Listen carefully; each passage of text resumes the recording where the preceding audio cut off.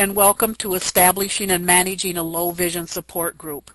Today's webinar comes to you from the Wisconsin Council of the Blind and Visually Impaired. The Council is a private, not-for-profit, community-based organization. We provide services, advocate legislation, and educate the public. You will have an opportunity to ask questions at 2 times during the webinar. You can type your question or comment into the box in the right side column and press Enter on your keyboard. The question or comment will appear in the public chat box where all participants can see it. You can enter a question at any time. If you have a microphone and want to speak your question, press and hold down the Control key and a raised hand will appear next to your name. Do this when the speaker asks for questions. You will hear a bleep sound when it's your turn to talk. Only one person can talk at a time. And the system automatically lines you up in a queue. So when the first person in queue is done speaking and lets go of the Control key to let go of the mic, the next person in queue has the mic available at that time. If you need to leave before the end of the webinar, simply close your web browser or go to the File menu and down to Exit. The webinar will be archived and you will receive a link to that archive by Monday, May 2nd. Okay, today's speakers are Miranda Cole, Erica Wise, and Diane Mickelbank. Miranda is a PhD candidate at UW-Madison, where she obtained her master's in group communication. Her current research focuses on small group and also interpersonal communication. Erica Weiss is a social worker at Vision Forward Association in Milwaukee. She has many years of professional experience facilitating support groups for blind and visually impaired persons and their family members. In addition, she brings her lifelong personal experience in living, struggling, and thriving with vision loss to her work, as Erica has advanced retinitis pigmentosa. She is available to consult with anyone wanting to start or maintain a support group for visually impaired individuals. Diane Mickelbank has a Bachelor of Science degree in Therapeutic Recreation from the University of Wisconsin-La Crosse. She has been director of the Monona Senior Center for nearly 15 years, where their low vision support group has been meeting for over 3 decades. This group is one of Diane's favorites to facilitate, as the participants greatly appreciate having this group to gain strength from. Okay, so we're going to start with Miranda. Miranda will give some background information on support groups, and we'll stop for questions at that point. Then we'll go to Erica, who will talk about the support group structure that she uses at Vision Forward. That'll be followed by Diane, who will talk about the structure that she uses at Monona Senior Center, and then we'll have questions again at that point. So I'm going to go ahead and turn it over to Miranda. Okay, good morning, everyone. I'm going to talk just generally kind of what support groups are and briefly touch on, a variety of contexts that they're used, benefits of having support groups versus kind of one-on-one education, counseling, things like that. So support groups, what makes them really unique compared to just other groups that we have in our daily lives is that they're composed of peers. So the members of these groups, there's going to be very little hierarchy among the members. They're very much going to be on an even playing field, really supporting the sense of community among them. So support groups are going to be composed of this group of peers, and I use the word peer a bit differently because across a lot of different support group situations, it's not necessarily in individuals of similar age or background, things like that. That's one reason that support groups can be so great, because it can bring together a really diverse community of individuals from different walks of life, situations, who are all kind of united by a common condition, identity, life situation, etc. So it can be really supportive in that situation. Like I said, really promoting diversity while kind of having this underlying characteristic, kind of grouping all of these individuals together in this supportive education community, this opportunity to kind of provide, like I said, that community, things like that. So what I mean by kind of underlying characteristics, support groups exist for a variety of situations, whether it's bereavement, substance abuse, depression, mental health issues are really, really common, such as disease, chronic illness, conditions, things like that. So members of support groups will tend to have this in common, whether it affects those members directly or they know somebody who is affected by that. But again, really providing this strong sense of community and bonding, kind of giving that likeness to connect these people. So we know from communication and psychology research that relationships, friendships, things like that are really based on liking and perceived similarities, which is one reason that support groups can just be so effective to help provide this sense of community, provide these education opportunities, because it's going to be a very unique. We just lost Miranda on her computer, so we're going to switch her to a different computer so that she can continue.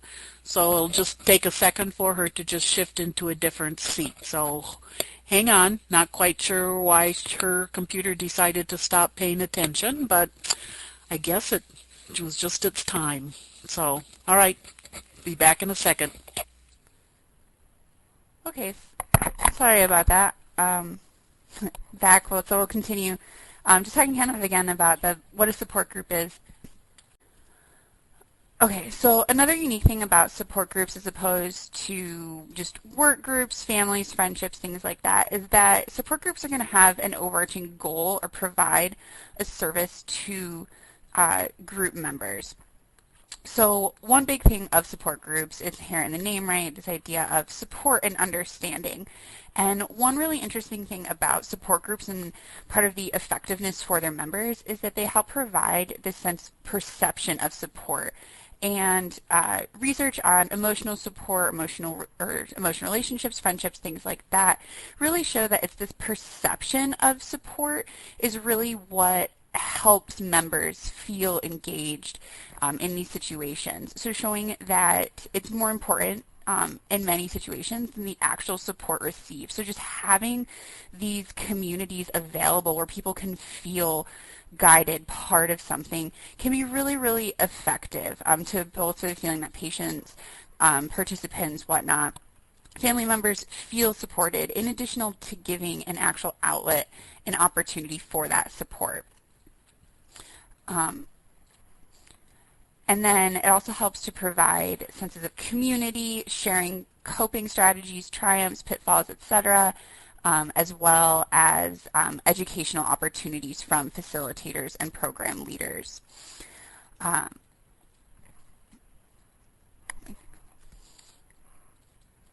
So overarching, there's two different types of support groups. The first is actually talk about, there's an opposite order from how they're on the slides. So the first to touch on is for temporary situations such as bereavement, things like that, in a very classical sense. And then there's also more ongoing permanent conditions. So for situations that are going to affect individuals for longer periods of time.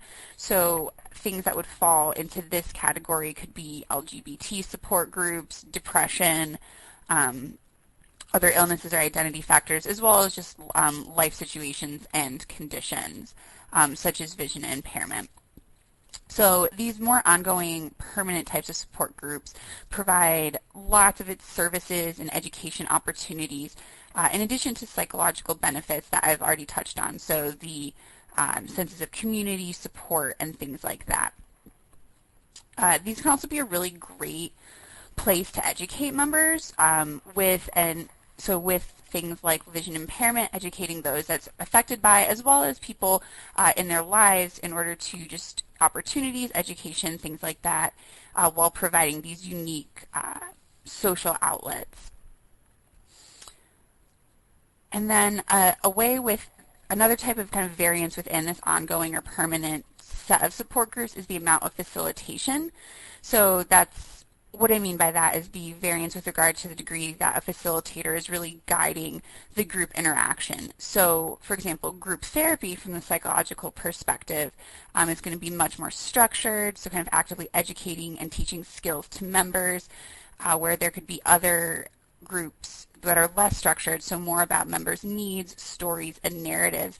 And this is definitely a spectrum. So there is a range where groups are really effective when they're a blend of the two, so helping to accomplish many, many goals. So there is that kind of structured educational aspect while maintaining that kind of sense of community to help improve just any type of coping strategies or just kind of strategies to incorporate skills into everyday life.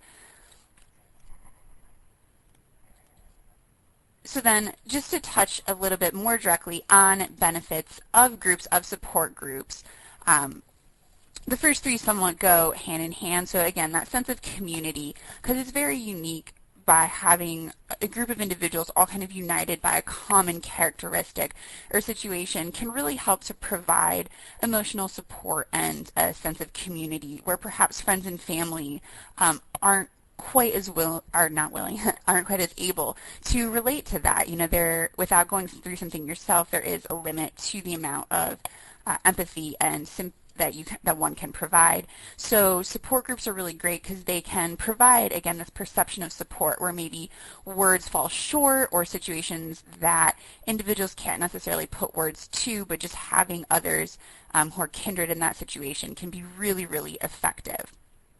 There's also a sense of catharsis, getting to talk about experiences with people who really firsthand understand them.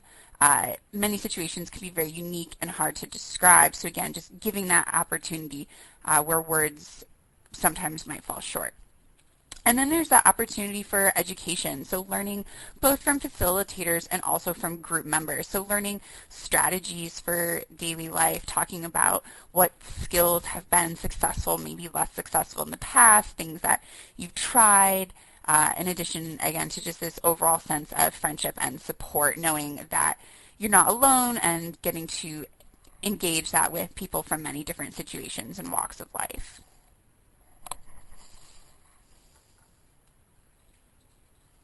Yeah, so if anyone has any questions, I'm definitely more than happy to answer them at this point. Can you hear my mic now? Yes, yep, you're coming through, Francis. Well, I'm going to ask you a couple of questions. One is there a group size that matters in terms of the effectiveness of a support group, or does that not matter? Yeah, that's a great question because support groups definitely, it can get too big in that the individuals in it don't necessarily feel quite as engaged or connected, but it really is going to depend on the individual. So research defines groups as anything from 3 just kind of on up. In practice, usually once we get to around the double digits, maybe upwards of 15 is kind of that upper limit where everyone can still feel connected but much beyond that, it starts then kind of breaking almost into smaller groups within that. So yeah, keeping it, I'd say, capped around 15. But again, it really depends on the group dynamic. Is there a time like how often you should have meetings? Okay, yeah, great question about how often to meet. So, I mean, common practice in like therapeutic sessions is often weekly meetings, but certainly depending on the group, monthly could also be the way to go. I would say if you're kind of practicing developing a skill, kind of giving, if there's any type of take-home, something like that, having more frequent meetings is going to be more helpful to let members come together, kind of debrief, here's what I did this week, here's how this is going, where if it's more just kind of one and done type of education or support, then less frequent, so maybe every other week or monthly meetings would definitely be effective. And then I see a couple questions as well in the chat. So Katie's question, managing members who dominate the conversation. Yes, this absolutely can be an issue.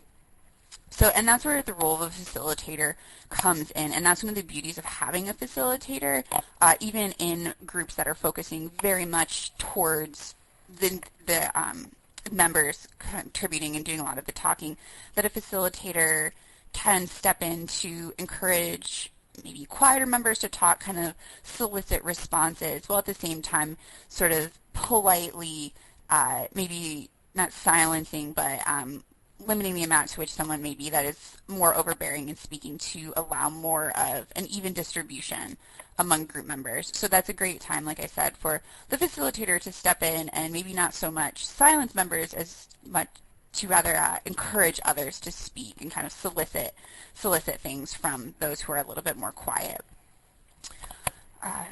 So yeah, then characteristics of facilitators. It's kind of one really anyone can be a facilitator. A quality facilitator is definitely going to be engaged and passionate. I mean, if we think back to maybe classroom settings that we've all been in, that teachers and educators like that who are particularly effective are going to be ones who are passionate about the topic. And so types of support groups, it's not really going to be any different. So I think that people are very receptive and responsive to when it's apparent that someone cares. So just kind of having that situation with a facilitator is really effective. And then I think that another characteristic would just being prepared. So coming in, knowing kind of the goals of that group session, of that meeting, and kind of keeping the group in line with that. So being responsive to their needs, but just coming in prepared with an agenda, prepared session, as opposed to just kind of showing up for an amount of time. Is really going to help a facilitator be effective. Jean, would you like me to go ahead? Okay, do we have any other questions for Miranda? And she'll still be here if questions come up a little bit later on that are a little bit more appropriate for her, but I'll just let it go for a second more here to see if anybody has any other question before we move on to the next speaker. Okay, so we will go ahead and go on and listen to Erica Weiss, who is from Vision Forward in Milwaukee. So Erica, I will turn my mic off and let you get started. All right, thank you, Jean. And good morning, everybody. In my portion here of the webinar, I'm going to talk with you about the kind of group where there is not a presenter, but instead is one where the group member discussion is the topic, so to speak, of the meeting. And I think a lot of Miranda's comments really came in line with this type of support group. So another word I heard her using quite a bit was facilitator rather than leader.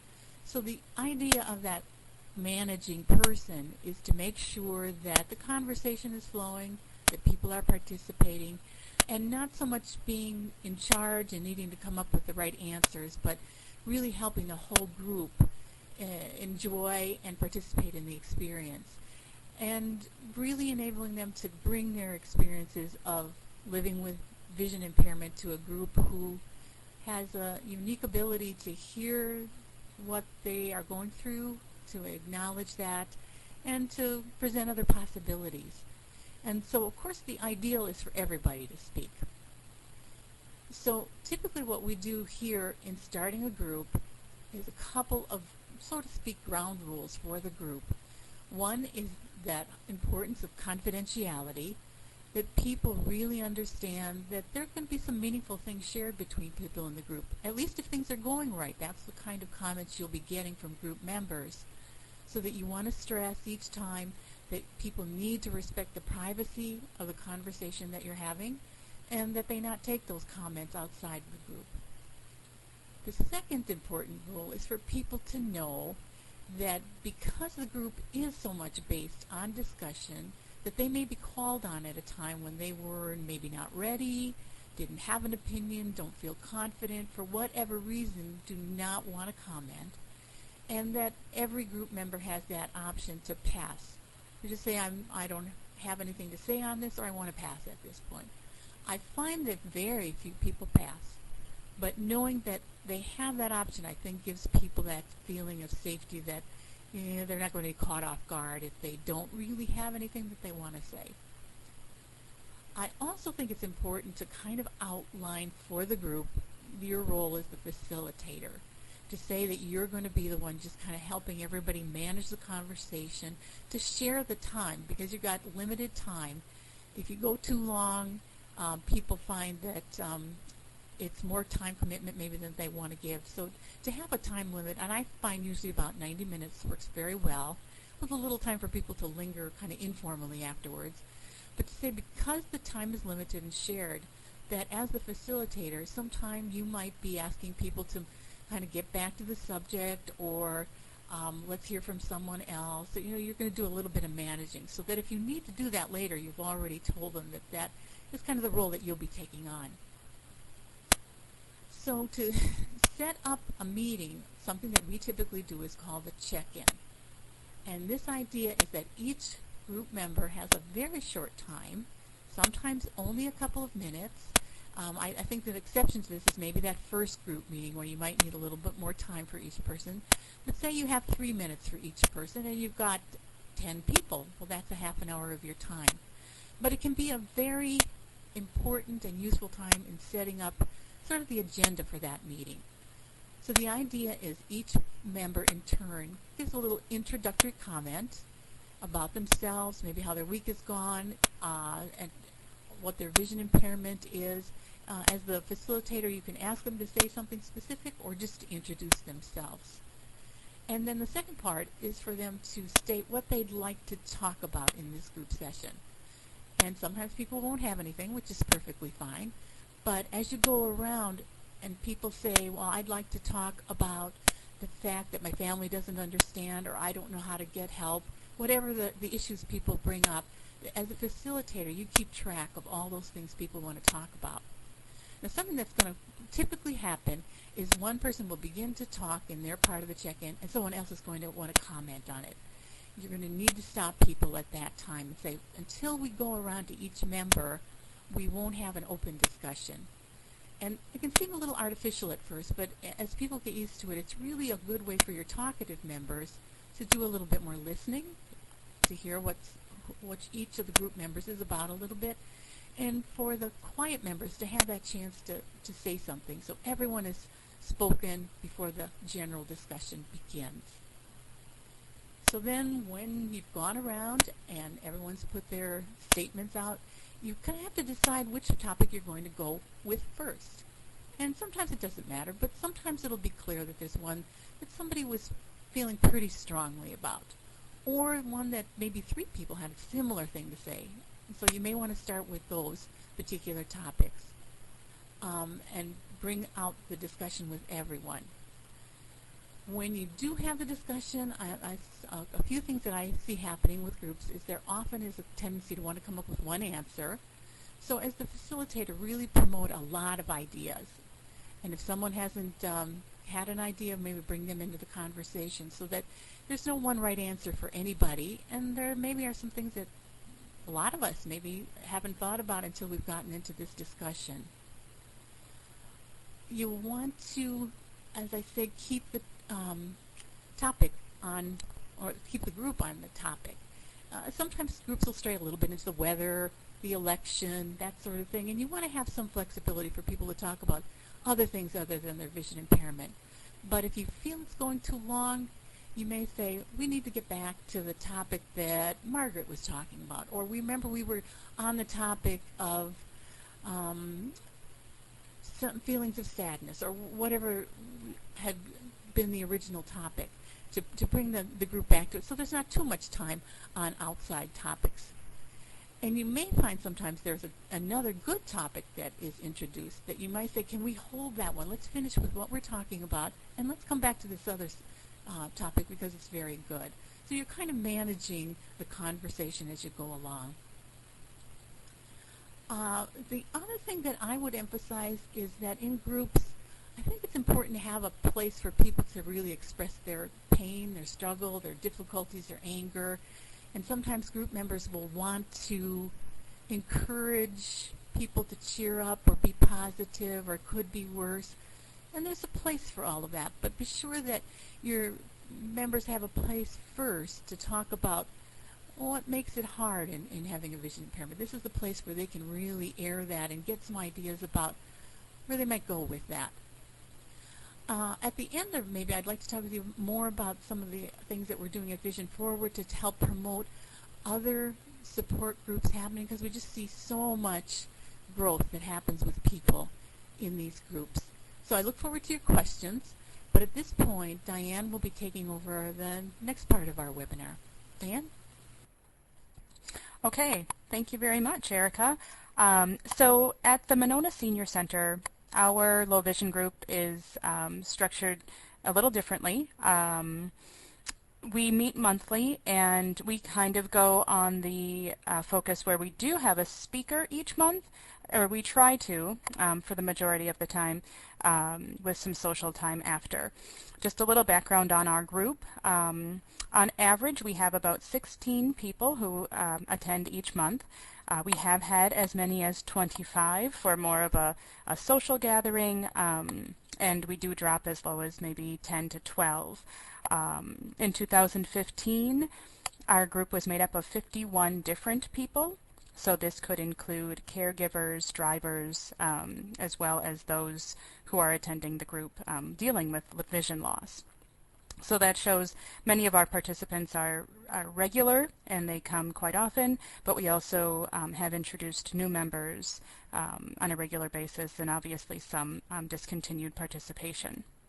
Transportation is provided for free for those participants that are within a certain distance from our location, and that's run through a county grant, so we're very fortunate to have that option. Each month between 4 and 8 people will use this service. In the city of Monona, we do have public transportation, but it is limited by our city limits. Therefore, with this grant, we are able to include those who live outside our city limits to participate in this group. We call a list of regular attendees 1 week before our meeting as a reminder to see if they're interested in attending, and this also allows us to make transportation arrangements. We have some participants who even appreciate a morning of reminder phone call and this makes sure that they're ready for the bus, and usually helps their attendance so that we don't have some, well, I forgot to attend type of situations. Our meetings begin at 11 o'clock, and like I said, we have a speaker about 80% of the time. Every January we do a brainstorm session, so we talk about what would we like to learn about in the coming months, and we get a lot of great ideas from our participants at that meeting. And every December, we do just a much more social gathering, and it might be music or something that's interactive, but our participants just like to have a time to kind of kick back and maybe not focus on the challenges of low vision. Let's just enjoy each other's company. So that's been a great way for people to know each other on a more social level. Following our speaker, we do serve a meal. So we do the presentation, and then anyone who's interested could stay for a meal. This, if we do have a speaker, offers the social component that might be important for those attending. Sometimes our speaker can stay, which allows a little extra time for questions or connecting with them one-on-one if they wanted to go a little deeper into the topic that was presented. And the Monona Senior Center is not a nutrition site, so those of you who might be associated with a senior center, we don't have that built-in component of a nutrition program. So the participants who choose to stay for the meal do pay, and it's $6 per person to cover the cost of the meal. Getting back to our January brainstorm session, our participants, I always emphasize this is their group. So they not only give us suggestions for topics that would help them, but also how this group, how the structure of our group can improve. So for example, we have started using a microphone for our participants. Not only are they dealing with low vision, but there is some hearing loss that makes it a challenge. In groups when there is 15 people, sometimes it's tough to hear one another. So every participant uses a microphone so everyone can hear one another. And at first I was hesitant that it would deter some participation in speaking, but it really hasn't. I walk around and they don't have to hold it, so I'll have it right there for them to speak. So it hasn't really caused any issues, and some of them absolutely love the mic, and they just want to, now they'll grab it and share a joke, and they're still very social, even though a microphone is sometimes intimidating. As I was reviewing the information that was shared prior to this webinar, the suggestions for speakers that were provided are fantastic. We've used many of them.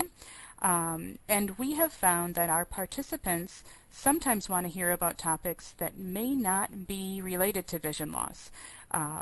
For example, sleeping. How do I get better sleep at night?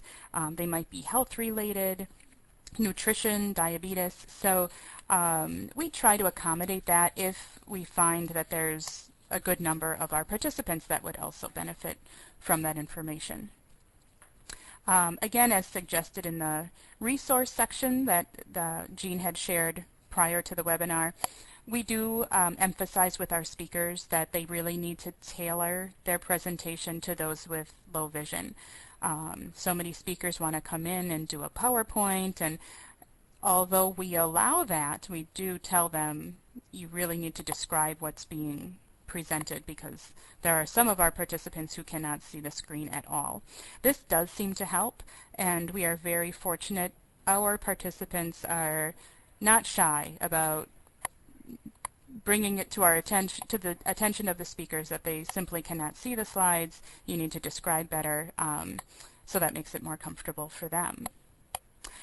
For each of our low vision support groups, we have at least 2 volunteers who help with making sure everybody has coffee or water, making them feel comfortable, and if they get up to use the restroom, making sure that our volunteers are trained is also helpful, just so that they have some courtesy of how you interact with those with low vision. So instead of taking an arm, offering your arm if they need some assistance to the restroom. When a plate is served, we note where items are based on the numbers of a clock. So, for example, your potatoes are at 3 o'clock, corn is at 6, and the chicken is at 10 o'clock. And there is sometimes assistance needed with getting their meal ready so that it's not extra messy with cutting pieces of food or things like that. So we try to make them feel as comfortable as possible, as eating in public can be a challenge. New participants are always a joy to see. We introduce ourselves around the table, and I try to come up with some fun thing to share about ourselves. We do go through and talk about what are we dealing with vision loss, but sometimes people just want to know, do you have a pet, or something fun about one another.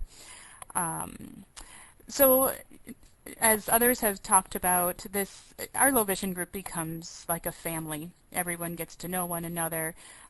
From a facilitator standpoint, we do put a lot of work up front into providing a meal that would be appropriate and setting up speakers, but our participants are so grateful. I get the sense that they do feel like this is their group. They give me a lot of input, and for some, they've expressed that this is their only outing. With the transportation provided, this is something that they really look forward to. We are honored to be able to offer it, and we really think it's a valuable program. So that concludes my overview of how we run our low vision support group at the Monona Senior Center. And I think this is when we can open up questions for both Erica and myself. This is Jim from Shawano. My question is, how important is record keeping other than keeping the names and phone numbers for contact information? Do you maintain minutes and meeting minutes and follow sort of a Robert's Rule of Order type thing? This is Erica. In my group meetings, we do not have minutes. I do keep track of the people who have attended, and a little bit about the discussion that we've had, because sometimes they'll remind me that we maybe didn't get to everything in the previous meeting and we want to come back to it, or just to show kind of what this group has covered, that if I need to bring some ideas in, because something I hadn't mentioned is if no one has anything, oh, I don't have anything that specific I want to talk about. Sometimes the group will come to that. As a facilitator, then I want to have some ideas. So I just keep some general notes about what has happened in each one of those groups, but not minutes that the members get. And in Monona, we also do not keep this isn't a formal meeting, so we don't keep any minutes. We do track attendance. I track our presenters so that I know when was the last time we had this topic presented. And of course, for the transportation grant, we track who is provided a ride to our group. But otherwise, it's much more informal than that. There's no like opening of the meeting and conclusion. It's much more of a conversation. This is Jim again from Shawano. Another question I have is I participate in a low vision group here that in the last 5 years has started to really diminish in numbers. And I'm wondering about the maintenance of this group, or should we consider just starting a new group with some facilitators? We're entirely run by ourselves and all of us are visually impaired. Boy, Jim, I sympathize with you. I think so many people are at that point of trying to get enough members to keep a group going, and you see how much value it has for the people who have participated, so you want to continue to offer something. One of the things that we are doing at Vision Forward is bringing together people who are doing groups in this corner of the state to try to help each other to get the word out that support groups are happening, and that if those doctors would please refer to us, and I figure if they know where to send people, that would help. I would think you could bring new people into the group that already exists, but do you see that being a disadvantage?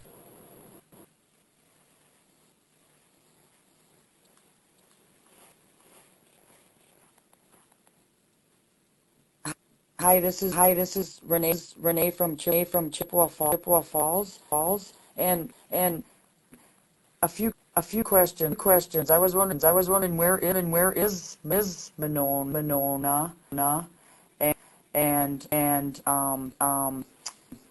is there an average age of participants or age range, and I assume you do not charge for support groups, but do you take donations? We have a support group in Eau Claire once a month, and there's about 15 of us, and it ranges from mid 40s to 90s, and we have speakers every month, and it's very interesting, and we've all become really good friends. I've been going for about a year now. When I found out about it, and I gave it to my eye doctor so he can tell people about it, and our Al Thompson, our office for the blind and visually impaired person, he lets people know about it too. So that's a way to get it out the word as well. Well, thank you.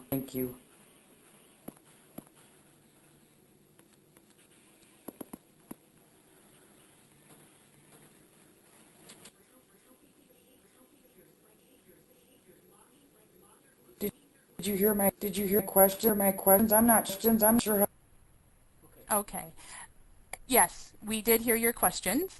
Monona is actually a suburb of Madison, so we're surrounded by water and Madison, so we're fortunate to have access to a lot of great professionals in this area, and we tap into that for our speakers. The average age of our participants We are a senior center, so we tend to have retirees, obviously. I'd say mid-60s to mid-80s are the ages of people who participate in this group. Do we charge? We don't charge for people to just come to the support group. If they're staying for lunch, like I mentioned earlier, there is a charge for that, but people can just come for the conversation or the speaker and are not obligated to stay. While I have the mic, I'm going to jump back to Jim's question about diminishing numbers. I think we all go through that sometimes, and what happened with us in Monona is we kind of promoted our group the same way all the time in our newsletter, and we were doing fine, so we didn't do anything more than that. But when we needed to mix it up, we got the word out again, and Erica mentioned this. So we put flyers up at various facilities, churches, the library, and just got the word out. Sometimes you just have to flurry that every once in a while, and like Erica said, reminding people that this exists. And then we tend to draw new people in who don't realize that our group exists, and that helps for a little while. I was also going to comment about the diminishing numbers because I had a group out in Platteville, which is in the southwest corner of the state. And I had a regular, consistent group of people who met for a little over 3 years. And we decided this year that we were going to take this year off because we were having a little bit of difficulty with redundancy and speakers and ideas. So we're just taking a little bit of a break, and then we will start up again after the first of the year. Another thing that group did is that they took a month off. They took 2 months off in the winter when the weather was bad because people had to drive in or find somebody who could drive them in. And so they did take off December and January because of the weather and also because of the holidays. And that was a help to have that kind of a break in the beginning of the year for them.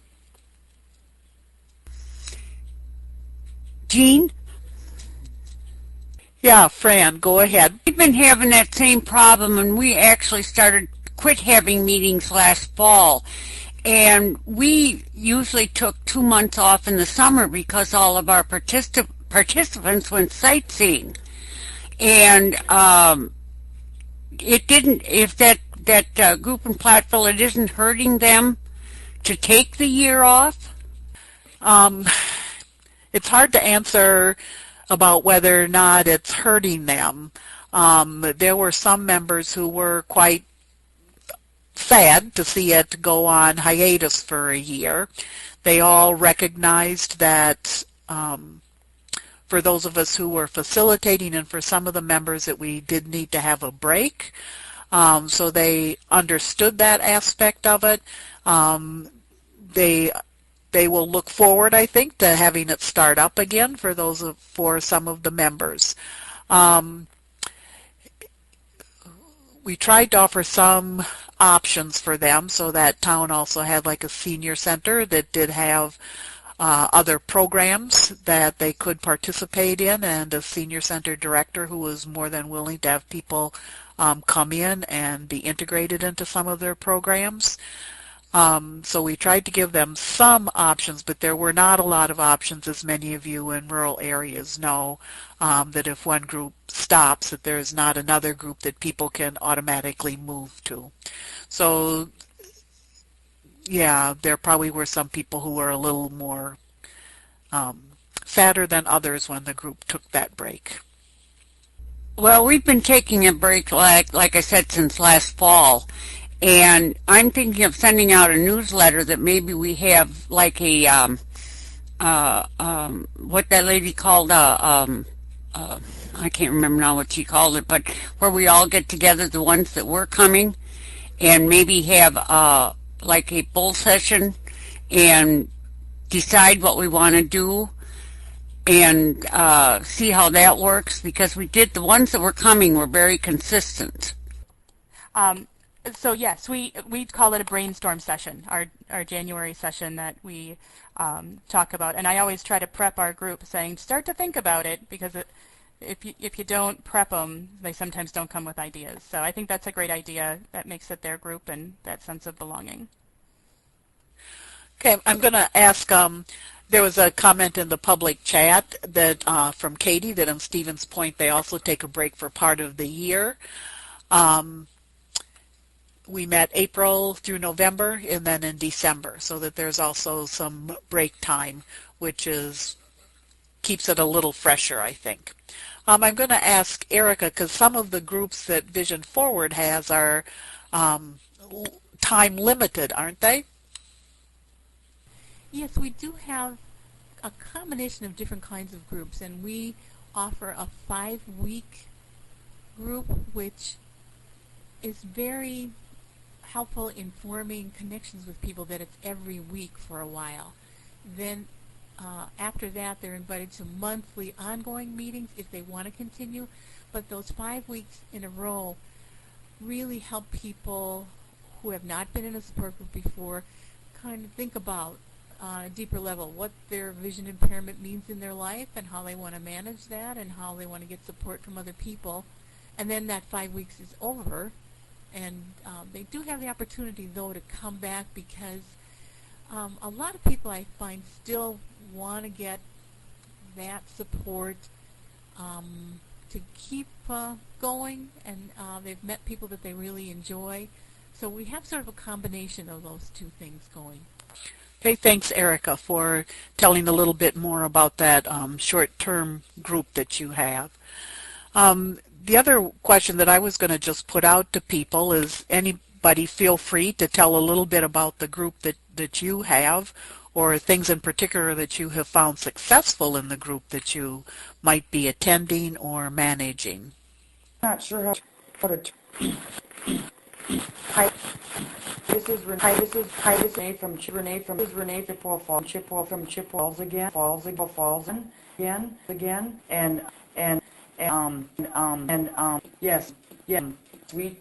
Yes, we take a break over the winter. We did not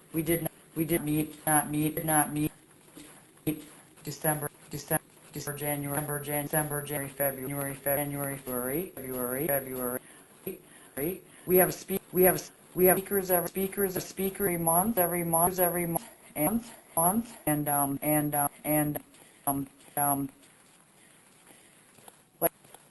like this month we're having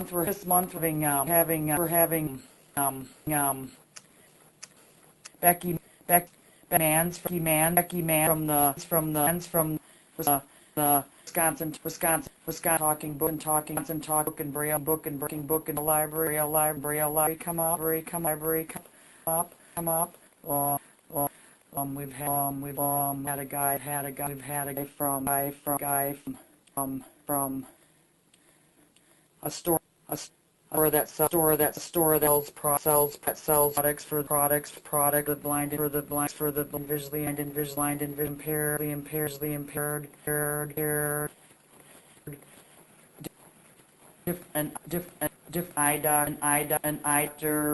doctor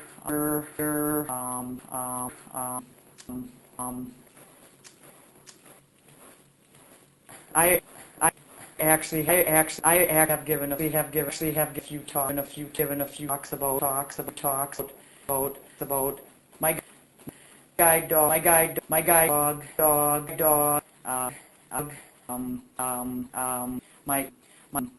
my world travels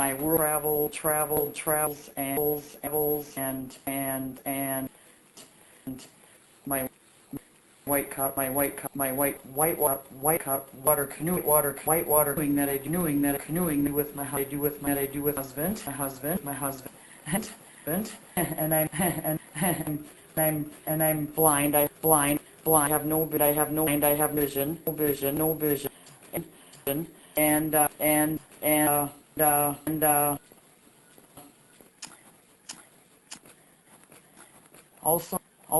Also, we do have we have a meal before meal beforehand people want if people want to do that want to that it's do that provided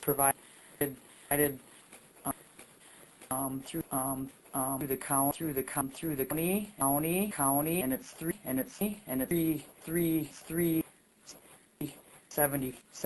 75, which is not bad, is not bad,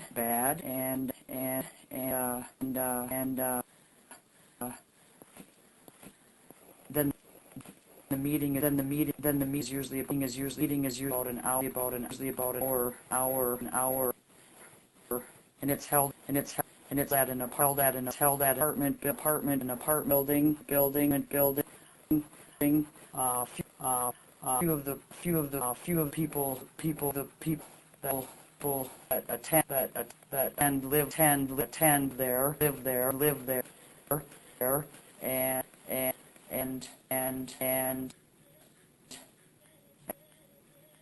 I think really fun. It's a really fun group, and you just gotta keep it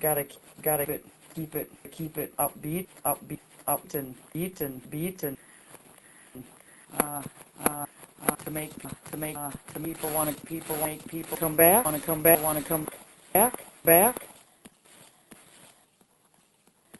and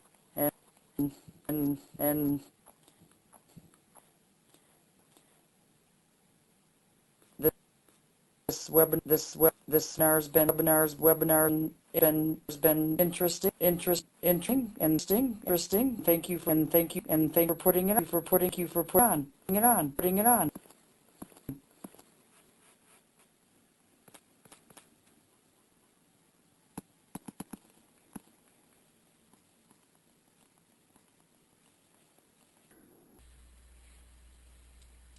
Okay, I just cleared all the speakers. I know Jim had a comment and Erica had a comment, so I'm going to get off and let you guys do your comments, and then I will come back and just do a wrap-up since our time is running out on us. So turn it over to Jim and then Erica. Thank you. This again is Jim from Shawano. Our group is called VIP. We meet monthly at the local hospital. Problem in our area is transportation. We only have 2 cabs in the city. One of them is handicap accessible, and we have a couple members that are handicapped. We have people outside the city limits that would like to attend, but as I said, transportation is an issue. We do have an established mission statement and brochures available that I think we just need to update, and I like the suggestions that were made about maybe getting out to doctors' offices and the ministers so they can tell their congregations about us. I'm hoping we can build and do some planning. I also appreciate the hiatus idea, maybe to take a break and have our core group get together and do some planning rather than worrying about the meetings, do some planning for the future. Again, I too want to thank everybody for putting on this seminar, and I will now sign off. And this is Erica with just a final comment that Vision Forward is really looking for ways to support people in doing groups. I specifically in the kind of group I was describing, we've put in a grant to get leadership training. So if that does happen, we get the money for that. We'll be letting everyone know. But if anyone feels that I can be helpful with any questions, meanwhile, I would certainly be open to that. Thanks, everyone. Hi, this is Corinne Brown, and Debbie Cordova is with me. We are thinking we are going to have to start a new group in Green Bay, and we're looking at the best way to do that. There is a dying group, but the leadership is such that it would be World War III if we suggested, hey, we need to reorganize. There are certain things that have happened that we really think it's necessary to split off. But we're looking for ideas as to the best way to get this ball rolling. Thank you. Okay, I'm going to tell you that I did send an email out right before the webinar today that includes handouts, and each of the handouts has contact information on it. So two of the handouts were from Erica from Vision Forward, and her email and phone number are on those handouts. One of those handouts tells about the different groups that they have at Vision Forward, and then one is just a flyer describing that they use to alert people about their groups. So Erica's contact information is on there if you would like to ask her questions. Diane also had a handout about the Monona Senior Center and how they organize themselves, and her contact information is at the bottom of that one.